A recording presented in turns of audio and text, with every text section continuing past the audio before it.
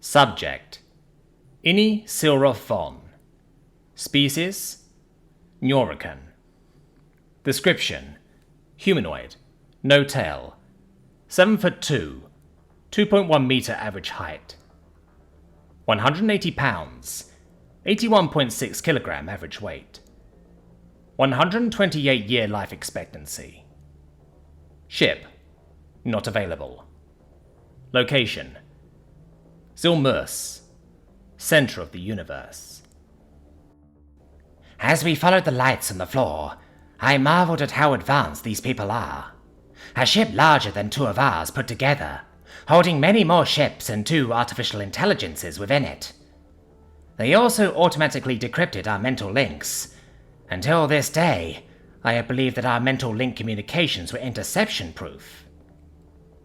That AI, Omega, had informed us otherwise in a bemused manner, as if it found our communications humorous despite their content. It had also called them neural communicators, which indicated that it was at least familiar with the technology. Does the United Systems also use mental links? Perhaps they're further along in the technology than we are. One can hope. The headaches can be bothersome. "This is the cafeteria," Tim said happily. "Don't mind the stairs. Most of the people here weren't told you'd be taking a tour. Actually, the same goes for everywhere we're going to be seeing." "What kind of food do you serve?" Grint asked while rubbing his stomach. "We have cuisine from all corners of the United Systems, except the ones where the food is dangerous," Tim replied. "The most popular dishes are Alfredo pasta with chicken by the humans, and Hino by the Nugnu." "Don't know what those are, but something smells good." "Well, I'm afraid we can't serve you any of our food until you submit to an allergy test. Maybe I should have brought you by medbay first." "What does the allergy test entail?" John asked. "They take a little blood and run a slew of tests on it to determine what foods will harm or kill you," Tim said. "I find medicine kinda boring, so that's the extent of my knowledge on the subject." "Boring?" "Well, yeah. Medicine is one of the least relevant subjects to a mechanical being. I know first aid, of course, but that's from being forced to learn it to enlist. Why learn how to administer medicine when you'll never be able to administer medicine?" "I believe he was referring to the fact that you can feel boredom at all," Lorix added. "That alone is a noteworthy accomplishment in the field of AI." "Well, I wish it weren't," Tim replied. "Finding ways to amuse yourself when you perceive time faster than everything around you is difficult." "One would think that your creators would give you a way to pass the time," John said. "Not doing so seems cruel." "Oh, they have. Don't worry. It's called standby mode. We essentially go into a state of suspended animation, similar to sleep, while leaving processes running that detect abnormalities in our environments and certain keywords to wake us up. I just don't use it." The machine laughed. Something about Tim's tone told me there was a lot more to the story, but it wasn't something he wished to speak about. I met eyes with my comrades and could tell that they had picked up on this as well. If we were regular tourists, our curiosity might overpower our tact, but we were here to be diplomatic. "I see," John nodded. "So what is next on the tour?" "Hopefully the medbay," Grint chuckled. "A little blood for food that smells like that is a fair exchange." As the smells of the cafeteria wafted in our direction, I found myself nearly agreeing with Grint. However, there's no telling what they can do with our blood with their level of technology.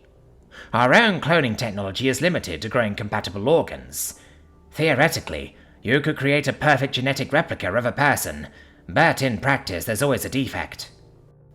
Extreme health issues, genetic degradation, and the ability to transfer one's consciousness into a clone body all but made us give up on furthering the technology.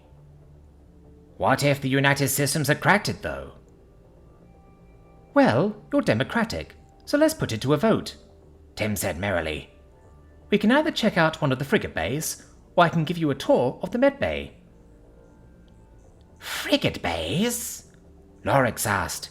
Yes, the USS Thanatos is a carrier and holds 10 frigates. I'm sure the frigates are impressive, but I would rather see the med bay, John interjected. I'm very curious about your medical technology. That's a good point, I said. I likely won't partake in this allergy test, but I'd like to see what kind of medicine the United Systems practices. Medbay!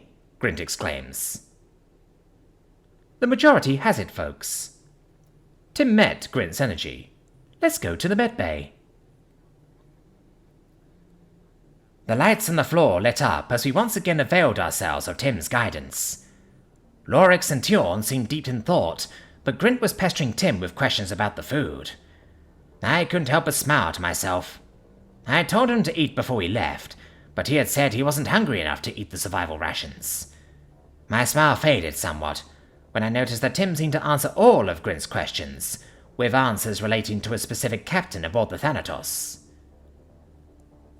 Are you familiar with all of the captain's dietary preferences? I asked. No, Tim answered curiously. Why would I be? Apologies. I came to the wrong conclusion based on the conversation so far, I replied. I realize now that this Captain Wong must be important to you. Is he your creator? No, I was made several hundred years before Wong was born, the AI chuckled. Our personalities just seem to mesh well. There's more to it than that, of course, but we'll have to leave it there. So you have actual preferences when it comes to organics? John asked. Yes, of course, Tim laughed. Some people are quite abrasive, you know. Right. I just thought... John trailed off. It will help your mental image of USAI if you simply stop viewing us as mechanical. We weren't designed to imitate people, we were designed to be people, just in digital form. At least, that's Omega's opinion, Tim explained. We have feelings, preferences, desires, needs, and even mental illnesses and ailments. I've actually got my own therapist. For what? Grint asked, the shock of what we just heard causing him to forget his tact. Post-traumatic stress disorder is the current theory, Tim said cavalierly. Oh look, the medbay. The quick subject change likely indicated a desire to end the conversation, and Grint quickly regained his composure. The doors to the medbay opened and we stepped through, the lights in the hallway blinking out as we did so. I looked around at an almost familiar room. It was uncanny. There were beds lined up with privacy curtains, just like you would find in our medbays. The machines you would normally see were absent, though, replaced with oddities that defy imagination. How these machines functioned, and to what end, were anyone's guess. A human with dark skin and white hair matching his coat approached us. Hello there. Are you lost, or patients? It asked. Neither, Tim answered. I am giving them the tour. These are the ambassadors from the Detling Collective. Ambassadors, this is Dr. Zickler. Greetings, Dr. Zickler. I am Innie Silroth Von. You may call me Innie, I said.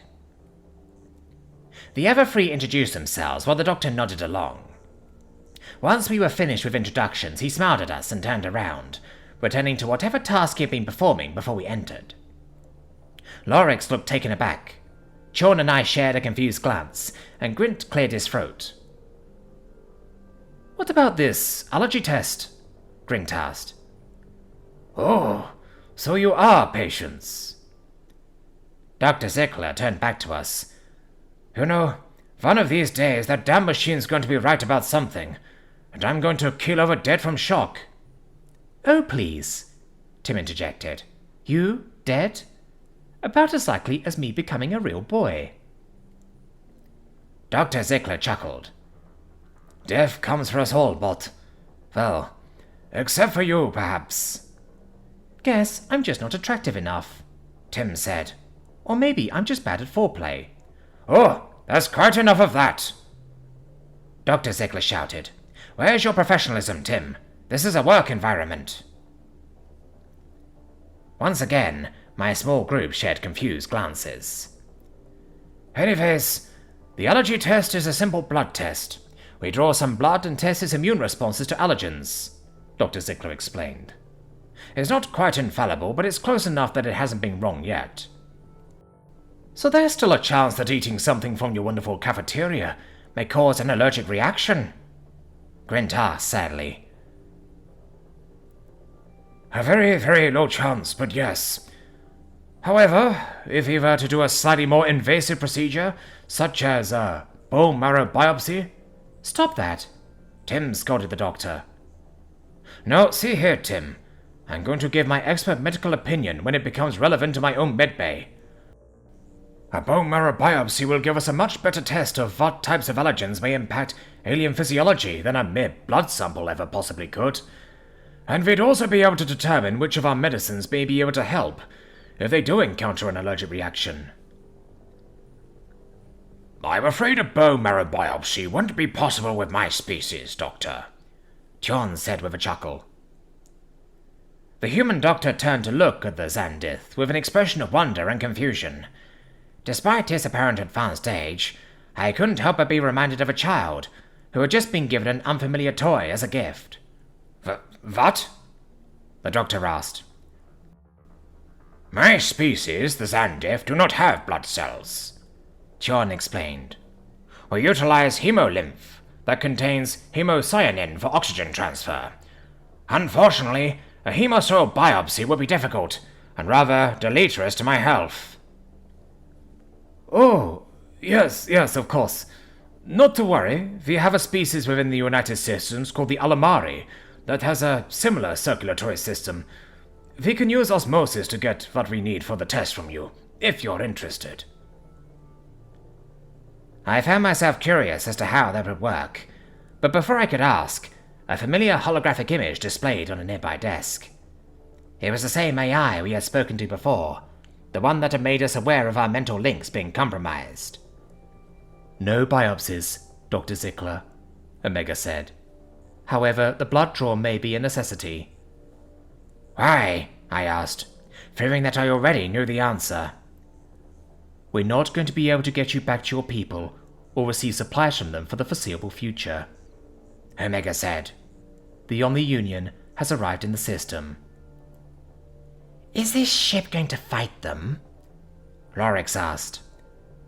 Our frigates are going to engage the enemy, it explained. But don't worry, help will be here soon.